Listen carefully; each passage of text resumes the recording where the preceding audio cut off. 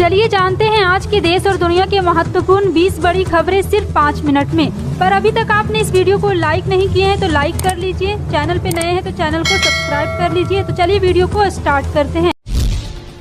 कर्नाटक में मतदान जारी, सिद्धारमैया का दावा 130 से 150 सीटें जीतेगी कांग्रेस। पूरी जानकारी आपको विस्तार से देंगे, वीडियो को अंत तक जरूर देखें। बता दें कि कर्नाटक में आज विधानसभा चुनाव के मद्देनजर मतदान हो रहा। 224 सीटों पर होने वाले चुनाव में कई बड़े नेताओं की किस्मत आज ईवीएम में बंद होगी। मतदान शांतिपूर्ण तरीके से संपन्न हो, इसके लिए राज्य में सुरक्षा के पुख्ता इंतजाम किए गए। इस बार के चुनाव में भारतीय जनता पार्टी और कांग्रेस के बीच सीधा मुकाबला माना जा रहा है। हालांकि जेडीएस भी इस चुनाव में बीजेपी और कांग्रेस को कड़ी टक्कर दिखाई दे रही है। जी हां, आपको बता दें कि कांग्रेस 130-135 जीतने का दावा कौन कह रहा है? मल्लिकार्जुन खड़गे। आज लोग इस बार भी सरकार को बदलना चाहते हैं। वे चाहते हैं कि भ्रष्टाचार को दूर करने वाली और विकास करने वाली सरकार आए, इसलिए लोग चाहते हैं कि कांग्रेस पार्टी आए।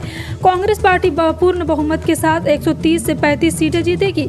कांग्रेस अध्यक्ष मल्लिकार्जुन खड़गे ने ट्वीट करके ये जानकारी दी। वहीं साथ ही साथ आपको बता दें कि कर्नाटक विधानसभा चुनाव के लिए 11 बजे तक 20.99% वोटिंग हो चुकी है। और कांग्रेस ने पूर्व मुख्यमंत्री और कांग्रेस नेता सिद्धारमैया ने मैसूर में वरुणा में कहा है कि कर्नाटक के लोगों के रुझान को देखकर लगता है कि कांग्रेस 130 से 150 सीटें जीतेगी। भाजपा सरकार के खिलाफ लोगों में आक्रोश है। वहीं साथ ही साथ बता दें कि जगदीश शेट्टार ने कहा, भाजपा के खिलाफ लोगों में आक्रोश है। मैंने हमेशा इस क्षेत्र के लिए काम किया है। मैंने बहुत बार कहा है कि अगर कोई संगठन संविधान के खिलाफ है तो केंद्र सरकार उसे बैन कर सकती है। यह शक्ति राज्य सरकार के पास मौजूद है। उत्तर प्रदेश में आज 2 विधानसभा सीटों पर उपचुनाव के लिए मतदान किया जा रहा है। रामपुर की स्वार और मिर्जापुर की 96 सीट पर वोटिंग जारी है। इस बीच समाजवादी पार्टी ने योगी सरकार के एक मंत्री पर उनके कार्यकर्ताओं को धमकी देने का गंभीर आरोप लगाया है।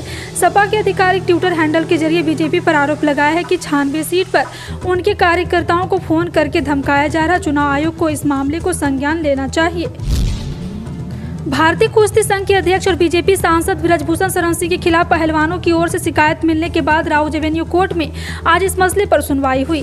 बुधवार को सुनवाई के बाद राउज एवेन्यू कोर्ट ने दिल्ली पुलिस को एक स्टेटस में रिपोर्ट देने को कहा। बता दें कि यौन शोषण के आरोपी ब्रजभूषण शरण सिंह की अभी तक गिरफ्तारी न होने के बाद पहलवानों ने कोर्ट का दरवाजा खटखटाया था। दिल्ली जंतर मंतर पर धरना दे रहे भारतीय पहलवानों ने राउज एवेन्यू कोर्ट में याचिका दायर कर अदालत से दिल्ली पुलिस को 164 सीआरपीएफ के तहत पीड़ितों का तहत बयान दर्ज करने के निर्देश की मांग की थी। द केरला स्टोरी फिल्म को लेकर देश भर में सियासत जारी है। पश्चिम बंगाल में ममता बनर्जी ने इस फिल्म को बैन कर दिया। यूपी में मुख्यमंत्री योगी आदित्यनाथ ने फिल्म को टैक्स फ्री कर दिया है। इसी कड़ी में अब छत्तीसगढ़ में भी द केरला स्टोरी को टैक्स फ्री करने की मांग जा रही है।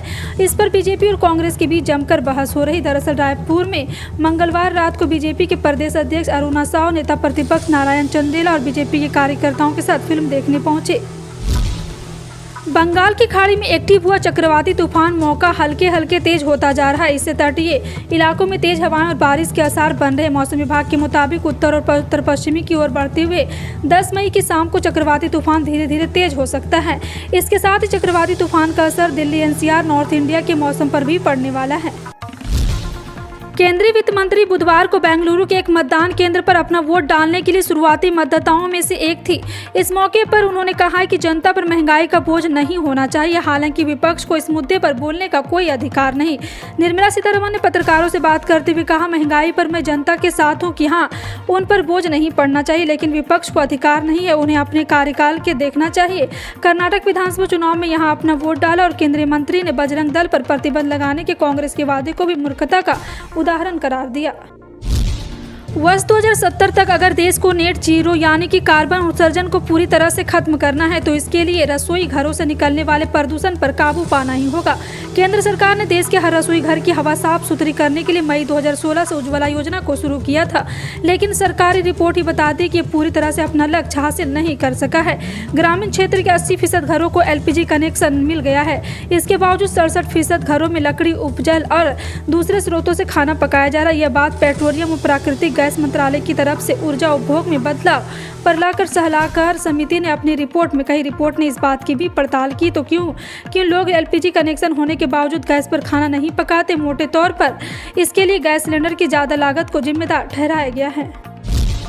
मणिपुर में फैली हिंसा में अब तक 60 लोगों की मौत हो गई है, तो वहीं हजारों की संख्या में लोग बेघर हो चुके हैं। अधिकारियों के अनुसार राज्य में हिंसा का कहर कम होता दिख रहा है। पिछले 2 दिनों से किसी के भी हताहत होने की कोई खबर सामने नहीं आई है। राज्य की मौजूदा स्थिति को देखते हुए 11 जिलों में कर्फ्यू में ढील दी गई है। इन जिलों में इम्फाल, पश्चिमी, बिष्णुपुर, चुराचांपुर और जिरीजाम शामिल है, जहां सुबह के 5 बजे से 6 घंटे की कर्फ्यू में छूट दी गई। मंगलवार को इन क्षेत्रों में 4 घंटों के लिए कर्फ्यू में छूट गई थी। कर्नाटक विधानसभा चुनाव के लिए मतदान जारी। इस बीच कांग्रेस के पूर्व अध्यक्ष राहुल गांधी ने बुधवार को कर्नाटक के लोगों से एक प्रगतिशील और 40% कमीशन मुक्त राज्य बनाने के लिए बड़ी संख्या में मतदान करने का आग्रह किया है। कर्नाटक में सत्तारूढ़ भाजपा अपने दक्षिणी गढ़ को बरकरार रखते हुए इतिहास रचने की कोशिश कर रही है, जबकि कांग्रेस 2024 के लोकसभा चुनाव से पहले वापसी की कोशिश कर रही है। राहुल गांधी ने कांग्रेस विनिंग 150 हैशटैग का इस्तेमाल करते हुए हिंदी में ट्वीट किया, कर्नाटक का वोट 5 गारंटी के लिए, महिलाओं के अधिकार के लिए, युवाओं को रोजगार के लिए, गरीबों के उत्थान के लिए, 40% कमीशन मुक्त और प्रगतिशील कर्नाटक के साथ में निर्माण करें। फिलहाल आपका इन सभी खबरों पर क्या कहना है, कमेंट सेक्शन में टाइप करके जरूर बताएं। इसी तरह की पल पल की अपडेट जानने के लिए जुड़े रहें आप अपने NTS न्यूज चैनल से। मिलते हैं अगली बड़ी खबर में, तब तक के लिए जय हिंद।